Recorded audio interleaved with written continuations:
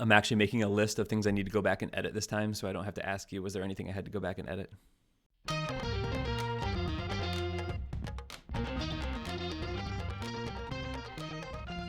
Welcome back to another week on the D3 Datacast. We're your hosts, Zach Snyder and Matt Snyder. We have a fun show. Back by popular demand, it's our Pool C fantasy draft. Matt, it's way too early to actually talk about Pool C. We're going to do it anyway.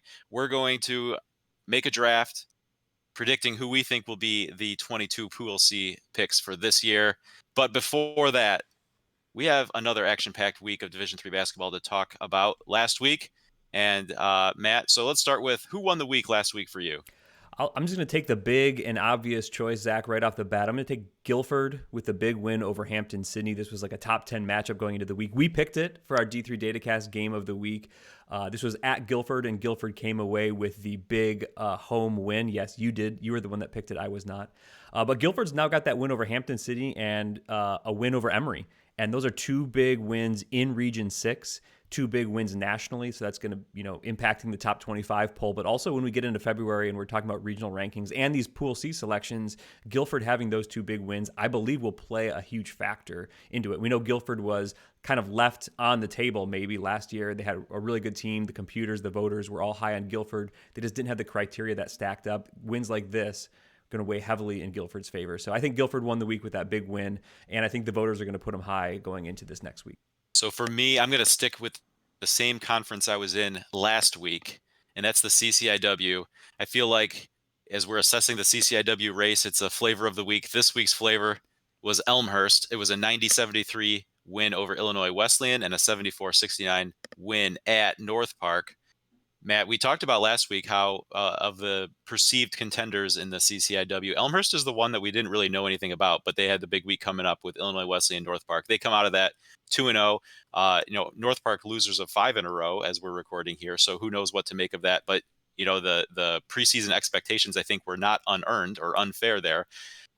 So for the time being, hey, we're going to still count that as an impressive win for Elmhurst. But I think even more impressive was what they did against Illinois Wesleyan. To win that 90-73, scoring 61 points in the second half. Matt, 3 times already this season, there have been teams that failed to score at least 61 points for an entire game against Illinois Wesleyan, that being Ohio Wesleyan, Wittenberg, and Wash U, right? So we're not talking about, some bottom feeders or some non-D3 competition there. So very impressive what Elmhurst did. This was really their first opportunity based on the schedule they've had to make their mark, and I think it is a job well done by the Elmhurst Blue Jays. Yeah, Elmhurst looks great. I think they look like the top of the CCIW. I think there's going to be some other teams that have something to say in that conference race yet. Time to talk about North Park, like not living up to expectations. I still think they have talent on that team. Like you said, that preseason expectation was deserved for North Park. They just haven't played like it. I think they just have 2 wins on the season. Neither of those opponents that they've beaten have beaten another D3 team. So they have not. They've yet to beat a team who's beaten anyone else yet. So big disappointment so far for North Park. They're going to have to turn it around and turn it around quickly. We're doing a Pool C's draft today, but spoiler alert, I don't think any of us are going to pick North Park. They've got a lot of work to do to get in that discussion, like close to running the table. So, maybe they'll still have something left to say in the CCIW race, but so far haven't liked what I've seen out of North Park. But you're right. This is about Elmhurst. Elmhurst has been great. And I think they're the kind of early leaders, not in the clubhouse by any stretch in the CCIW, but one of the early leaders there. So in other D3 actions, some things that you and I, Zach, were keeping an eye on this week. Starting on Tuesday, there was a big matchup because we had a new number 1 team, and that was UW Whitewater. On Monday, they were named number 1 by D3Hoops.com top 25 poll, and they traveled to Carthage, but it was Carthage that took down that new number 1, 77-73, right away on Tuesday. Whitewater, I think, held a narrow lead at halftime. Carthage kind of took the advantage in the second half and built a big lead. I think it was like 17 points or something under 10 minutes to go, maybe 8 minutes to go. Carthage had that big lead, but Whitewater just started chipping away, and took their own lead by 1 with 2 minutes left. But in the end, it was the Firebirds that were able to close it out at home. Carthage getting the win there by 4 against UW Whitewater. So new number 1, and right away, boom, 1 day later they lose. That's going to throw some interesting things right in the mix right there. And Matt, also Tuesday. It was an early start to the week, Hmm. right, Matt? We had Yeah. some big time games to talk about on Tuesday. So Carnegie Mellon beat St. John Fisher 103-92, with Carnegie Mellon leading 51-26 at half. Probably a surprising halftime score for a lot of people in that. Carnegie Mellon's a team we've talked about a few times already, just because the depth of the UAA, and this is the team that was picked to finish eighth there at the Yeah. bottom of that league. But of course, someone's got to finish at the bottom, and that's such a strong league that it really doesn't say anything about the overall quality of that team. So, and Carnegie Mellon showing it here with that impressive performance against St. John Fisher, the big time halftime lead coming out. They led by as many as 31 early on. And Matt, we also got two highlight dunks out of RJ Holmes. We added to our collection of D3 dunks on YouTube Shorts. We've been having some fun tracking some of the highlight dunks, and we got two out of that game from RJ Holmes, so that was fun. Um, and then so I guess with Carthage playing the number one, maybe that gets like game of the night billing there on Tuesday. But maybe one of the other ones that could argue that they were the game of the night there, Matt, was Keene State's win over Albertus Magnus, 94-77 road win against Albertus Magnus. Last week, we talked about Albertus Magnus in the mailbag, right, as a potential fringe top 25 team, and pointed to this game as one that was really important for Mhm. voters to see. So in that regards, maybe a little bit of a blown opportunity for the Falcons. I don't know. That might be a little bit harsh, but they'll get another big boy matchup coming up December 30th against Rowan. It was a close game, real tight, at half into the second half, and then Keene State kind of took control and was able to extend for that 17-point win. Speaking of big boys, Matt, Jeff Hunter, 22 points, 18 rebounds. Not bad, right? Yeah. Around here, they call that country strong. Big guy getting big numbers. Good to see. So, Zach, let's fast forward to Saturday. A couple more games I was keeping an eye on Saturday. A game we already talked about, Guilford Hampton Sydney, the big 80-71 win for Guilford. This was our game of the week. Guilford was led in scoring by Rob Littlejohn with 21 points. Ryan Clements had 20 for Hampton Sydney. But the story of this game for me was really the offensive rebounding. When I was watching this game, it just seemed like every opportunity that Guilford had to collect a big offensive board, they found a way to do that. I think they had 17 offensive rebounds. That was nearly 50%. I think they allowed Hampton Sydney to get 18 defensive rebounds. So they almost got 50-50 on the offensive glass, and that's huge. That led to 19 second chance points. And with a scoring margin of 9, you can take away half of those second chance opportunities, and this game's even or probably swinging back in Hampton Sydney's direction at that point. So Guilford, really impressive on the rebounding. I think on that QCast episode with the Hampton Sydney Guilford coaches before, I think they pointed to rebounding as a big key in this game, and I think that ended up being it for me. Watching Guilford just really control the glass like that was impressive. And another game that stuck out to me on Saturday, I did not watch this game, but I just checked. I checked the score because the links weren't right there on d3hoops.com, because not all the teams are submitting their links all the time, or maybe the links were there, but the score wasn't updating, so I went and checked it just as the game had ended. I think it had just ended, and Wilmington got an 80-79 victory at Mount Union. Mount Union was ranked number 4 this last week. Last we had seen Wilmington, they were losing to Calvin and Hope by like 20 and 30 points over in Michigan just last weekend. Then they go on the road and beat Mount Union. That was a huge win. Wilmington had the 5-point lead at halftime. It was close kind of all the way throughout the second half. Mount Union, I think, had maybe their own 4 or 5-point lead with 2 minutes to go. But it was a 5-second nearly a buzzer beater, but 5 seconds remaining on the clock. Wilmington hits a jumper and takes the lead back, and they're able to win that 1-point game. And that's going to be a head scratcher for Mount Union. They've had already maybe lacking some top wins, so to get a loss like this is maybe questionable in the mind of some voters, maybe me included. That was just a shocker to see that Wilmington was going to knock off we saw Mount Union in the Final Four. We've seen them ranked in the top 10, top 5 here in the early going. And so for Wilmington to get that road win at Mount Union, that was a big result on Saturday there, Zach. Yeah, I think with what we've already seen, it's not going to be shocking to see teams take some losses, right? I Yeah. think just as I've been watching this early season unfold, to me, like in my mind, like any team that's maybe even at that like 5 loss mark is doing really well. There's just so much parity out there. There's just going to be you're going to take losses. There's too many good teams. And especially with the type of schedules we're seeing a lot of top teams play, it's going to happen. The difference is Wilmington is a program trying to get its footing a little bit, raise its profile. This isn't the type of game that you say, yeah, there's going to be a few of those that pop up. So, Wilmington hopes to get there one day. They're not there right now. Like you said, with what we've seen from their other results, this is a total shocker. Yeah, and hey, starting to talk about maybe some top 25 results. Why don't I pop over to my ballot here if you think that's good? And we'll start talking about where I see the top 25 and maybe some of these, like you said, some parity in Division 3. So right here at the top, I'm moving Guilford up to number 1. They had that impressive win over Hampton-Sydney. They've already beaten Emory, and you can see those two teams sitting at 5 and 6 on my ballot. So I think those are two great wins for Guilford.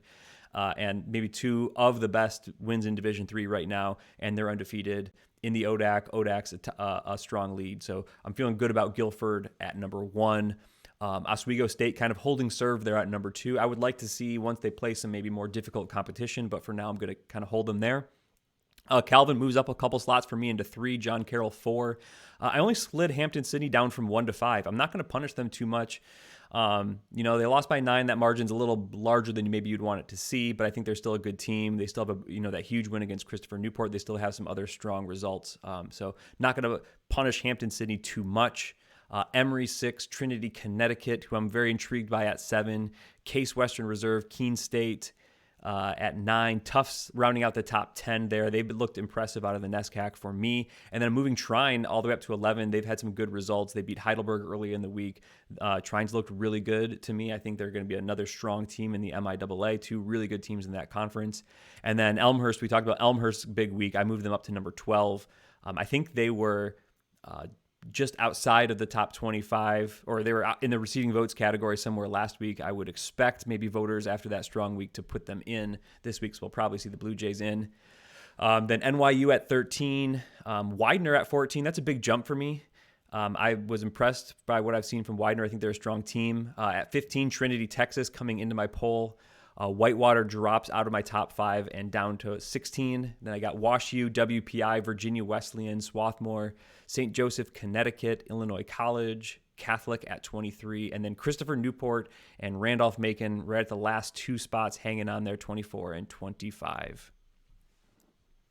So on the heels of the discussion we just had about the Wilmington-Mount Union game, Matt, notably absent from your list here is Mount Union. You decided to take them completely out of your top 25 for now. Yeah, I didn't quite know what to do with Mount Union. I think it's very reasonable to consider them, somewhere, back half of the top 25, 15 on down. But for me, I started looking at the results, and I'm not seeing a good win there, and now I'm seeing a bad loss. I think Wilmington's outside of the top 100, and I don't know that they have a top 100 win. So for me, I've got a lot of options here as far as, I think I got maybe 30 or 40 teams that could be in the top 25. So a team like Mount Union, who they haven't shown me what I thought they were going to show me so far this year. I'm going to take a break on them for a week, maybe see what they come back with. But again, it was just that no good wins, maybe one bad loss. I just had other places I wanted to go with my ballot. Still teams that are not making this top 25 that I was maybe going to consider above Mount Union. So I just decided to take them off for a week. Mm-hmm. And then, the other game we've talked quite a bit about, Guilford and Hampton-Sydney. You had Hampton-Sydney number 1 last week. I think Guilford was like 6 or 7 for you. So look at the ballot here. It's almost like, on the result of that game we saw with Guilford beating Hampton-Sydney, they kind of switched places for you. What was going through your mind as you were deciding to put Guilford all the way back up to number 1 there, and Hampton-Sydney sliding down, and just kind of the way that it works from your previous ballot to this one, that they basically flip places? Yeah. I didn't think of it exactly like that, like flipping places, but this was a road game for Hampton-Sydney. So Guilford won on the home court. If this was at Hampton-Sydney, I might have dropped them a little bit more. But just looking at, they've already had some strong results outside of this loss. So I really felt good about keeping Hampton-Sydney rather high up in my poll. And so I really just didn't feel like they didn't get completely blown away or anything like that. So I wasn't going to drop them too far by a loss for the team that I, again, feels very comfortable as the best team in the country. So keeping Hampton City around that Emory zone, both of them have losses to Guilford, I think for me felt appropriate at the time.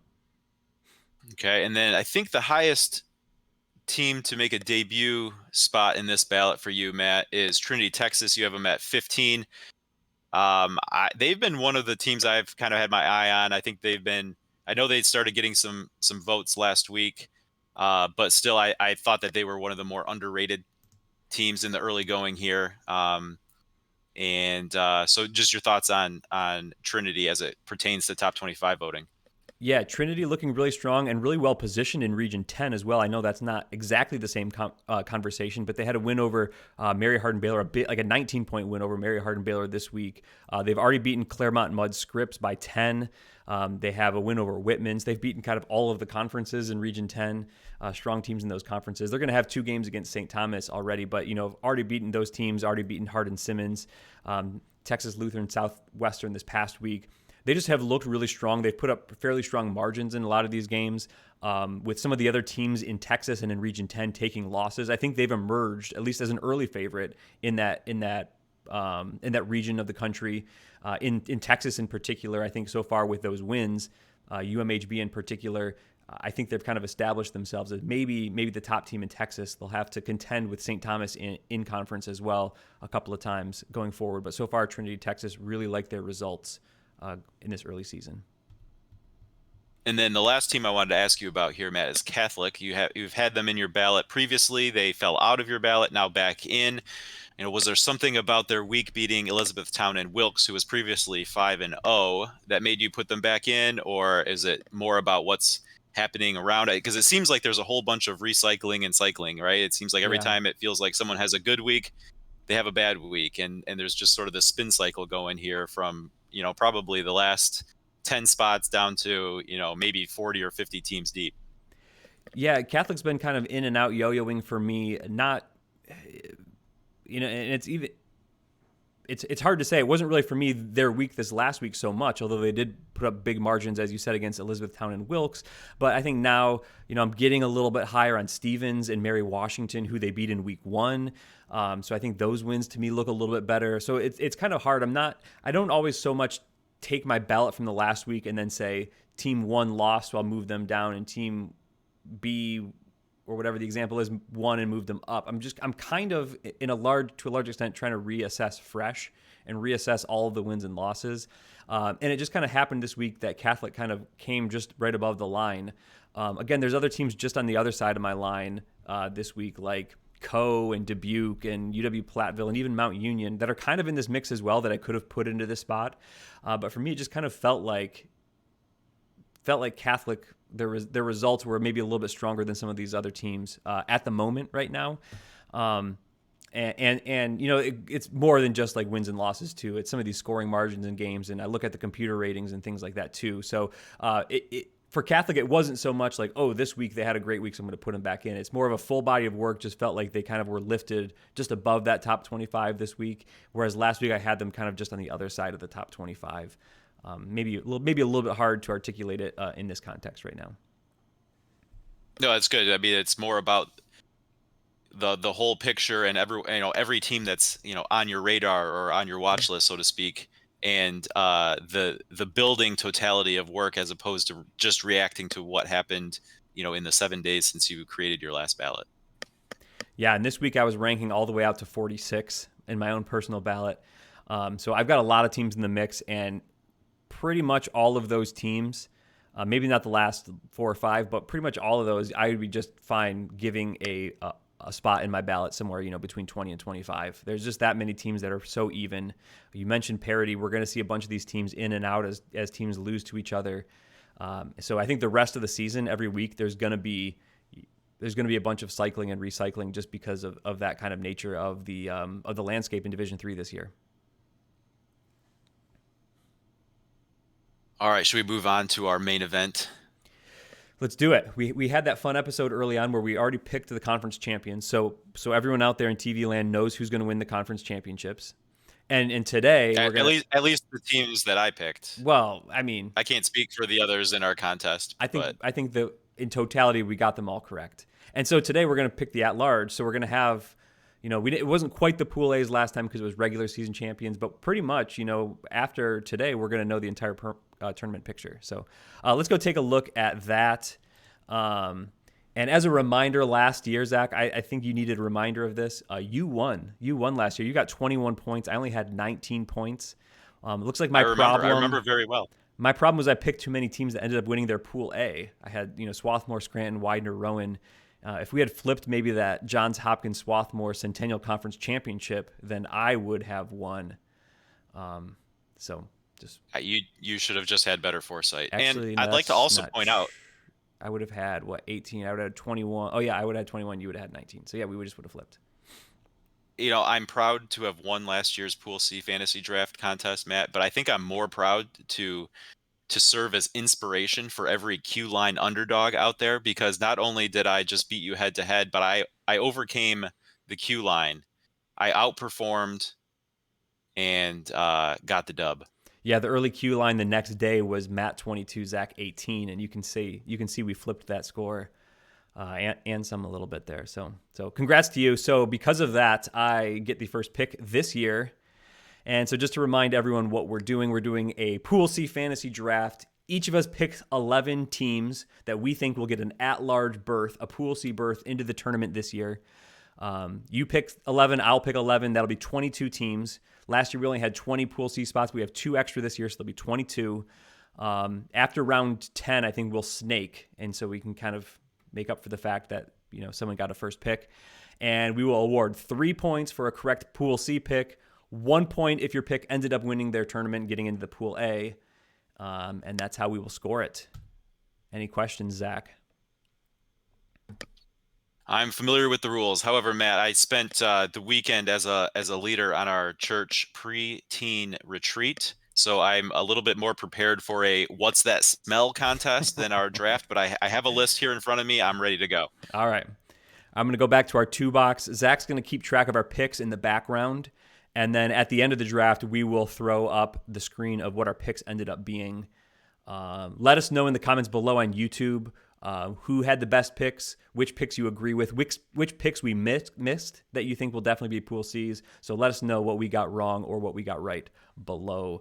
I believe it is my pick first, Zach. So is there any further ado we need to ado? No, I do recall last year, even though I did end up winning, you used your first pick on the team that I would have picked with my first pick. Okay. So I'm sure you're about to do that again. Let's go. All right. So in the first pick of the Pool C draft, I'm going to go to the NESCAC, and I'm going to go with Tufts. Is that your pick? Yep. Would have been 2 years in a row. Like I said, I know what's coming. All right. Okay. I will avenge last year's failed first pick and take the team I tried to take first last year, and that is Emory. Okay. You are going right down the same board as me. I am going to pick... Ooh, this is tough. See, I make a list, and then at the last minute I decide, do I change the order or not? I'm going to go Mary Washington, Coast to Coast Conference. Okay. Okay. Well, I will use my second pick, 4th overall, to get my NESCAC, and my next team on the board there for me is Trinity, Connecticut. Oh, okay. Trinity. Yep. They've had a great start to the year. They have. Okay, I am going to stick around in our neck of the woods. The only men's basketball team not in Michigan, in the Michigan Intercollegiate Athletic Association. I'm going to pick Trine with my third pick. Mm-hmm. Mm-hmm. Excellent. Okay, Matt, I am going to go with one of the teams we've talked about a bunch today, and your new number 1, Guilford. Ooh, Guilford. Okay. Yes. Find them on my list. Okay, I'm going to go a team that jumped into my top 25 ballot this week, and I'm going to pick Widener with a Pool C spot. I like it. They were definitely on my list here. Okay, Matt, I'm gonna double up here. Guilford, maybe they're the ODAC favorites now, but I think that's a deep enough league that there's a chance that a favorite doesn't win the league. And between the two, I'm feeling very good about getting both in one way or another. I'm gonna go with Hampton Sydney. Good pick. Good pick. I think for the most part, we're showing similar strategies here. I'm going to go out to the American Rivers, and I'm going to go with Dubuque for my pick. Okay, I like it. Yeah, they were further down my list, but they were surprisingly strong. I like it. Okay, Matt, I got Emory with the first pick. I'm going to go back to the UAA well here with NYU. Ooh. Gotta see if my list goes that far down. Oh, Okay. It's like fantasy draft smack talk. Off the board for me. Okay. No, that's a good pick though. That makes sense. This is where we snake, is it not? Oh, it is, yes. So I Okay. get the next pick So as well. this is the All right, 11th so pick. yeah, so I'm gonna go with my third UAA and go with Case Western Reserve. Okay. Okay. Definitely on my board. Definitely on my board coming up. Zach, you've been strong in the ODAC, but I'm going to jump into the ODAC here for Virginia Wesleyan. Okay. Okay. All right, I'm gonna make my first WIAC play here, Matt, and I'm actually gonna go UW Platteville. That was the one I thought you were going to go with because they were next on my board. There you go. Loving it. All right, I'm going to go down to Ohio, Ohio Mm, Athletic Conference, and I am picking John Carroll. just happened to be next on my board as well. Okay. Boy. I am gonna go. All right, I feel like this is a pick our friend Mike Rainiak can get behind. I'm gonna go Hobart. Oh, okay. That is not a bad pick. Not a bad pick at all. All right, let's see. I have a couple different directions I could go with this. A team we talked about on my top 25 ballot, a yo-yo in and out team. I'm going to go to the Landmark Conference with Catholic. Okay, Catholic. You got it. Um,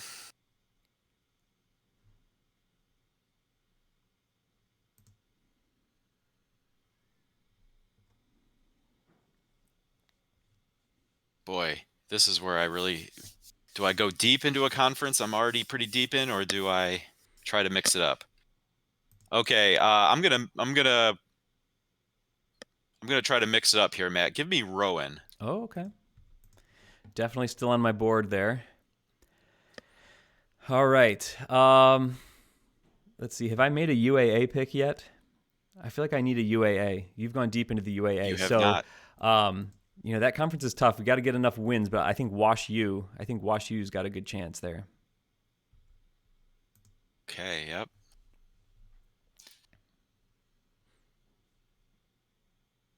All right, let's go one more in the ODAC. Randolph-Macon. Randolph Macon. Also heard Molly barking in the background, Zach. Dog sitting. Got a little Molly action there. All right, I have 2 picks left. Whew. All right, dipping back into the American Rivers Conference with the Cohawks.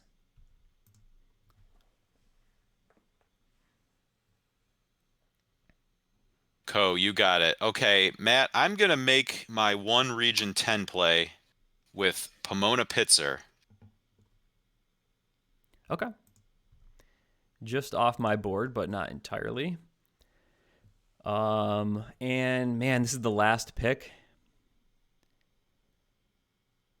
Wow.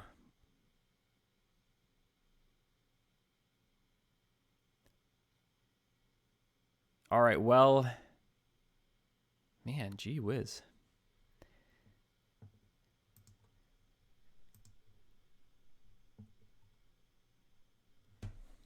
A lot of interesting picks here. A lot of interesting picks here. I'm gonna go. I'm gonna go to the OAC again, and I'm gonna pick Mount Union. I'm gonna pick Mount Union, getting in Pool C. There we go. All right. So I I like that will. as a last pick. Yeah, I mean, I took them off my top 25 this week, but they could definitely be in the mix there as well. So let me bring back our slide here. I think it's fully filled out. So these are the picks we went with. Zach, anyone who was still on your board, 2 or 3 or 4 teams that were still on your board that you didn't pick because I was off your board? None that I was like really hoping to get. Kind of left at the top of my board here, Matt, is Calvin. I think they're going to be able to build a strong resume, and then it looks like the top of the league is strong enough where maybe they'll need that Pool C. Um, I also had Williams, but I was feeling better about some of the other NESCACs at this point. And I think I was getting deeper in the list where I wasn't going to need as many teams, but I also had Swarthmore. Okay. Um, Again, I think just in terms of, I think it's a tournament team. Maybe they get the A, but in the Centennial, I could see something happening where they end up needing the Pool C. So those kind of things were my thought process as I was getting to the later part of my rankings here. But what about you? Yeah, I had 4 teams left on my board. I had Illinois Wesleyan. I think they're maybe the strongest CCIW Pool C contender, or one of the strongest Pool C contenders. That league is going to have some trouble with strength of schedule, but the Titans are one of the teams that probably will not have difficulty with strength of schedule. So if they can win enough games in that league, I think they're in Pool C mix. I also had Calvin on my board. I think you're right. I think the MIAA has won enough games out of conference so far that it's looking like we're going to have Pool C chances. I took Trine ahead kind of early on. I think that they look good for maybe a Pool C bid out of the MIAA. You had picked Williams, didn't you? Did you pick Williams? No, you didn't pick Williams. I did not. You picked Williams last I year. had last year. Make sure you're looking at the right board here, Matthew. Yes, I had Williams on my board. I think that they're a NESCAC that can be in that mix for sure. And then I had Stevens. I'm projecting Stevens to probably be a strong enough strength of schedule to be in that mix, and they could win 85 to 90% of their games. I think they look strong. They were a team that I was maybe starting to consider for some top 25 here. So Stevens made my board as well. And then also looking at maybe teams like Hope, like is the MIAA maybe a 3-bid league this year? I think there's worlds in which that exists, surprisingly. And Matt, we should mention here a little plug for some of the resources available on d3datacast.com. We were not flying completely blind as we were putting our list together here. Of course, there's the efficiency ratings that are available there, but also the NCAA regional ranking and selection criteria that's available daily as like an up-to-date number, but then also projected for end of regular season. Doesn't include any projected conference tournament matchups. And Matt, I don't know about you, but I was relying heavily on those projected numbers, and I was Yeah. trying to actually skew it a little bit more towards teams that had strong projected Yeah. SOS numbers, just based on kind of what we saw during regional ranking and selection time a year ago. Yeah, I think that was one thing I did better this year is when in doubt, definitely pick the strength of schedule because those are the teams that have a chance. You can control if you win or lose a game, right? But you can't control whether the rest of the teams on your schedule win or lose their games. So maybe you can go on a run and improve your winning percentage, but you can't really go on a run to improve your SOS. You got to have lots of help from your conference mates in particular and others around you. So I think you were right to skew your SOS, and I did a lot of the same as well. All And right. speaking of needing some help, Matt, let's go look at our picks from last week. At least it concerns you. Our pick slate got started off with an important Region 7 game. Trine was getting a point and a half at Heidelberg. Trine got the 82-72 win. Matt, we both had Trine in that one. Widener +3 at DeSales. Matt, I went with Widener. You had DeSales. It was Widener not even needing the 3 points. They got the straight up 92-77 win. Oneonta was at Brockport getting 7, and it was Brockport getting the 87-76 win. They cover the 7 points. Matt, we both lose that one.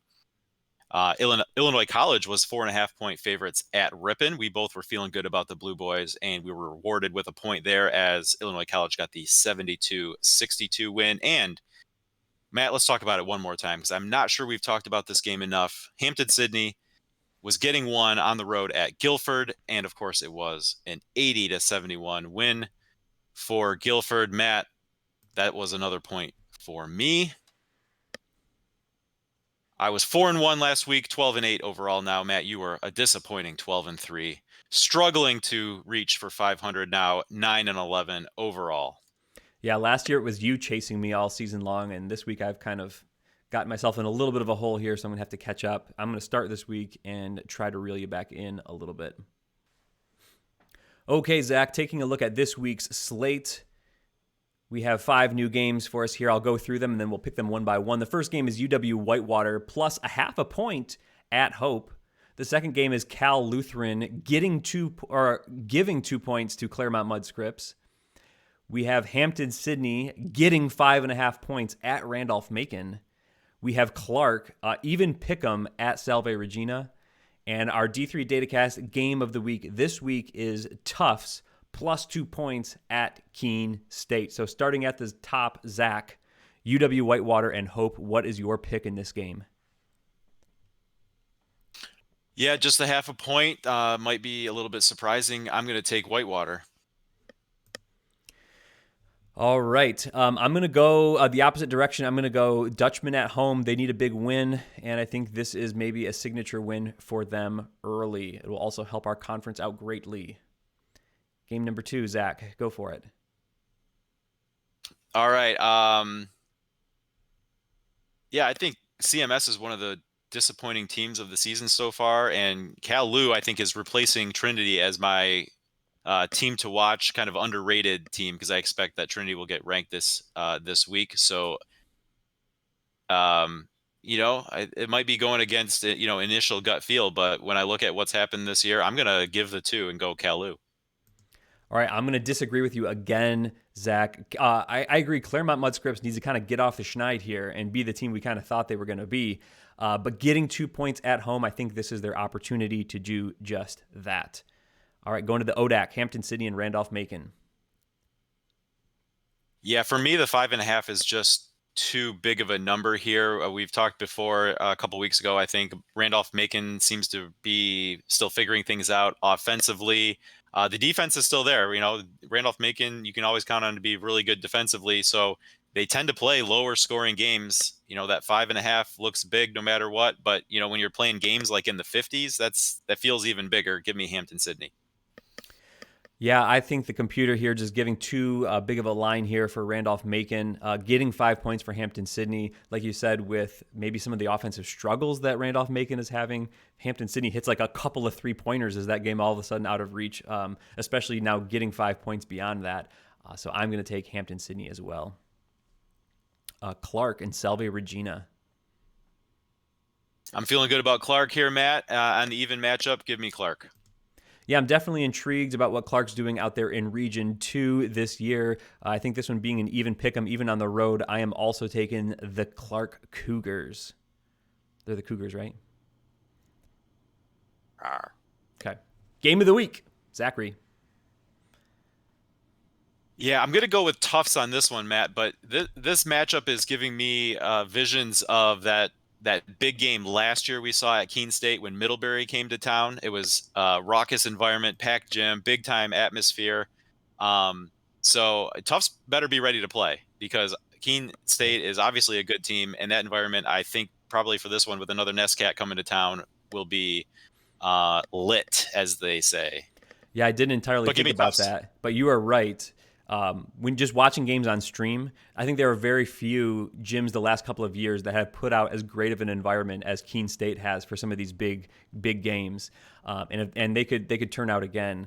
So that would be a fun game to watch. I'm also going to take Tufts, though. They've been a team that's been rocketing up my top 25 ballot. I know this is on the road, but getting 2 points, I can see them maybe winning this game outright even. So give me the 2 points, and I will take the Jumbos.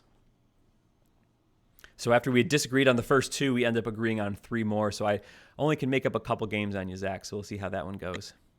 I like the left side of that slate. Yeah, you did. You're all road. You're road heavy this week. Road Warriors. That sounds like a recipe for disaster. Could be. We'll see. All right, to the mailbag. All right, mailbag. All right, first one here from Todd Clevenger. Question for next week: how many voters and location of the voters for top 25 poll? Matt, this is a good one to go over because every year there's people who don't really know maybe how the whole thing works. As the resident voter here on this here D3 Hoops YouTube show, would you like to do the honors? Yeah, so this is just published on d3hoops.com. They're in charge of the top 25 poll, but as they say, the top 25 is voted on by a panel of 25 coaches, sports information directors, media members from across the country, published weekly, and then points are awarded. Each ballot gets 25 points for the first place, then 24 to the second place, et cetera, et cetera. So 625 total points because there are 25 voters. Zach, I think we know who 10 of them are because those people have said so. There's not just like a published list of the voter rolls. Individuals have to make themselves public. So we know Tim Calderwood, Dave McHugh, Jay Murray, Akiva Poppers, Bob Quillman, Mike Rainiak, Ryan Scott, myself, Ira Thor, and Ryan Whitnable. These folks have all said that they vote and either occasionally put their ballots out on Twitter or on a blog or whatnot. We also think probably Pat Coleman of D3Hoops.com has a top 25 vote. I think he's mentioned it on the football podcast that he votes there. I assume he does on basketball as well, although I haven't maybe confirmed that with him, but I'm assuming he does as well. And then I think they spread these out around the country to some degree. Like Mike Rainiak is in probably like New York State, or at least he used to be there at some point. Ryan Scott's in Delaware. I'm in Michigan. Ira Thor, I think, is in New Jersey. Ryan Whitnable's in Ohio. Bob Quillman is in Texas, but follows like the CCIW heavily. Akiva Poppers is in New York City area. Jay Murray's in St. Louis. Dave McHugh's in Baltimore.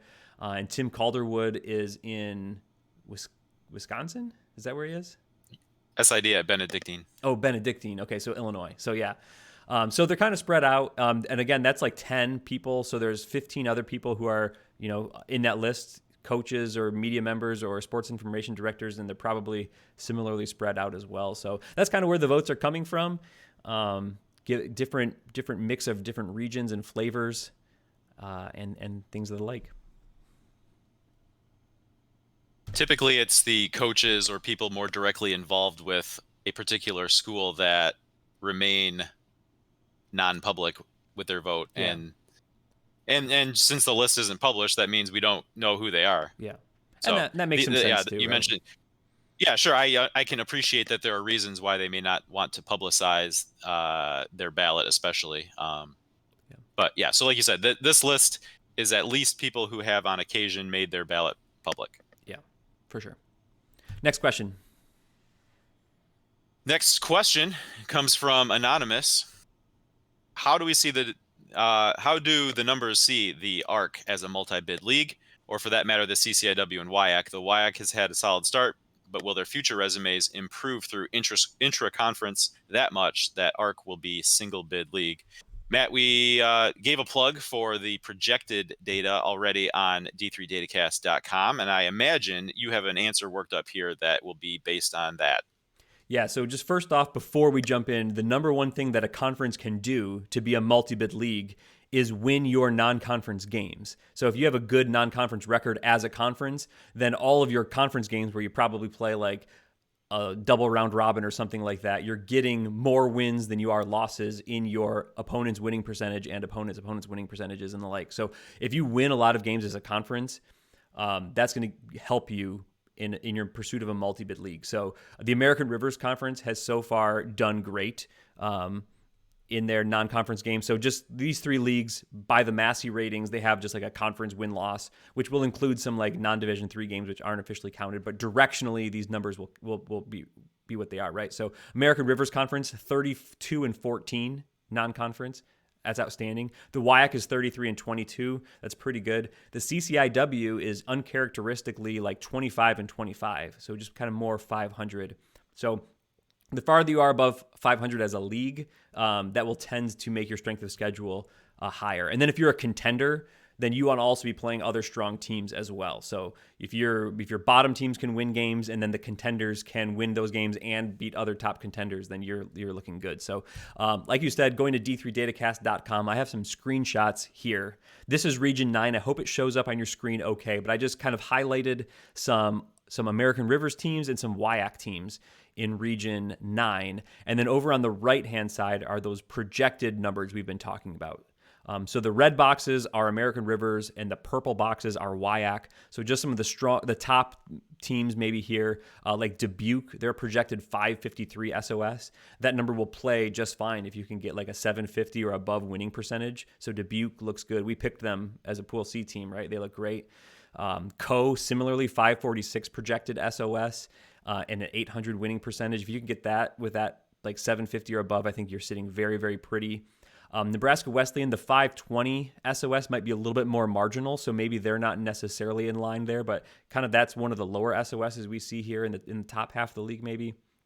And then Central, a 561 SOS. Like if they can get that above 700, they might be in the mix if they can get their winning percentage above 700, they can be in the mix for Pool C as well.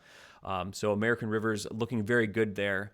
And I should say the projected numbers, how that works is I take a look at all future games on a team's schedule and all the games that they've played in the past. For future games, I'd use my efficiency ratings to project a likelihood that a team will win any given matchup. So it might be a 75% chance that they get a win.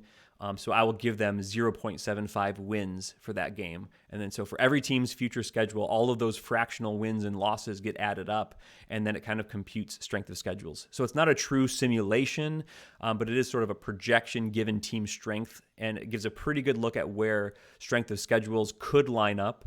Now, we still have time here in December, especially a lot of teams playing non-conference games. If you win more than maybe the projections expect you, then your conference SOS should probably rise, or your member conference's SOS should rise. If your conference starts to lose more games than projected, then you'll probably see those teams in that conference see those SOSs start to shrink. So I think the American Rivers looking great. They're winning a lot of games out of conference. They're putting themselves in the position that their strength of schedules are in line for Pool C bids should they win enough games. The WIAC is fairly similar, maybe not quite to the same level. You can see UW Platteville there, the first purple box, a 585 projected strength of schedule. Zach, I believe you picked them. They're definitely the WIAC team, I think, looking the best for Pool C because of that reason. All the way at the bottom, UW Oshkosh, 547. That's a very strong SOS. If they can win enough games, get that kind of above 700 winning percentage, 750 winning percentage, I think UW Oshkosh will be in the Pool C discussion as well. UW Whitewater in the middle, they might have some trouble only projecting a 513 SOS for them right now. That's fairly marginal when it comes to a Pool C discussion. So they're going to either want to have a lot of regionally ranked wins on their resume. They're going to want to have their winning percentage to be like 850 or higher to kind of be in play for that number. So Whitewater could have some trouble with that SOS if they don't get that winning percentage up to a high to elite number right there. So that's to me how the ARC and the WIAC are looking. And because they've mostly taken care of business outside of conference, that sets up their conference mates to be in the Pool C mix. The next picture I have here is the CCIW. For me, this conference is weaker. There's a world in which the CCIW is a one-bid conference, and that almost never happens. They're usually like, how many CCIWs are getting in? Is it like 2? Is it 3? Is it 4? I think probably maybe 2 this year still, but it could only be 1. Elmhurst, we think, was one of the top teams. Their projected SOS is only 500, and we have not seen 500 be really a Pool C viable resume very much at all. Maybe if their projected winning percentage is like 860, if they get that 900 or higher, we'll see, right? But that could be troublesome for them. Illinois Wesleyan was the team I mentioned being Pool C viable there. 537, I think, looks fairly good. Could be stronger, but I think that looks fairly playable. They'll want to win enough games to make that playable, but I think they look okay there. And then toward the bottom, we have Carthage, and I pulled out North Park as well. 508 and 517, again, kind of just marginal numbers. They're going to have to win a lot of games to be in play with those numbers. And that's a tough league, so it's tough to win enough games to really be in that mix. So the CCIW, they've already started conference play, but I'm sure there's lots more non-conference games to go. They're going to want to see their conference mates win a lot of those games. Otherwise, we're going to have really, really a lot of difficulty finding a Pool C bid out of the CCIW, I think.